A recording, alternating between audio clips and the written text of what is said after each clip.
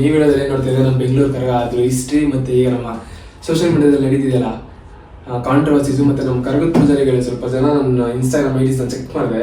Contact for orders ಅಂತೆ.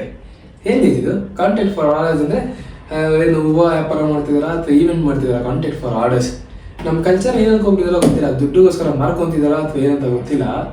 Packages ಅಂತೆ, ಇಷ್ಟು ಲಕ್ಷ ಅಷ್ಟು ಲಕ್ಷ ಅಂತ ಪ್ಯಾಕೇಜಸ್ಸು. ಮತ್ತು ಯಾರೋ ಗೈಸು ಸ್ಕೂಲ್ ಪ್ರೋಗ್ರಾಮ್ಸು ಲೈಕ್ ಯಾವುದೋ ಕಲ್ಚರಲ್ ಇವೆಂಟ್ಸು, ಕನ್ನಡ ರಾಜ್ಯೋತ್ಸವಗೆ ಕರಗ ಡ್ಯಾನ್ಸ್ ಮಾಡೋದು. ನಮ್ದು ಇಲ್ಲಿ ಯಾವುದೋ ಸ್ಟೇಜ್ ಮೇಲೆ ಆ ಕರಗ ಥರ ಒಂದೇ ಸಲ ವುಮೆನ್ಸ್ ಕಾಲೇಜಲ್ಲಿ ಅದೊಂದು ಡ್ಯಾನ್ಸ್ ಮಾಡೋದು ನ್ಯೂಸ್ ಆಯಿತು. ಈಗ ನೋಡಿದ್ರೆ ಯಾವುದೋ ವಿಷಯ ಬರ್ತಿದೆ, ಇಲ್ಲಿ ಎಲ್ಲ ಕಡೆನೂ ಸೆಲೆಬ್ರೇಟ್ ಮಾಡ್ತಿರಂತ. ನೆಕ್ಸ್ಟ್ ನಾವು ಹಿಂಗೆ ಬಿಟ್ಟರೆ ಏನಾದ್ರು ಗೊತ್ತಾಗೈತೆ ನಮ್ಮ ಕ್ಷತ್ರಿಯಸ್ ಕರಗ ಏನಿಲ್ಲ. ನಾರ್ಮಲಾಗಿ ರೋಡಲ್ಲಿ ಗೊಂಬೆ ಹಾಕೊಂಡು ಡ್ಯಾನ್ಸ್ ಆಡ್ತೀವಿ ನೋಡ್ರಿ, ಅದರ ರೋಡಲ್ಲೂ ಕರಗನ ಎತ್ಕೊಂಡು ಸುತ್ತಾ ಇರ್ತಾರೆ. ಈಗ ಆಲ್ಮೋಸ್ಟ್ ಆಗೋಗಿದೆ. ರೋಡಿಗೆ ಒಂದು ಕರಗ ಅಂತೆ, ಏರಿಯಾಗೆ ಒಂದು ಕರಗ, ರೋಡಿಗೆ ಒಂದು ಕರಗ ಆಗೋಗಿದೆ.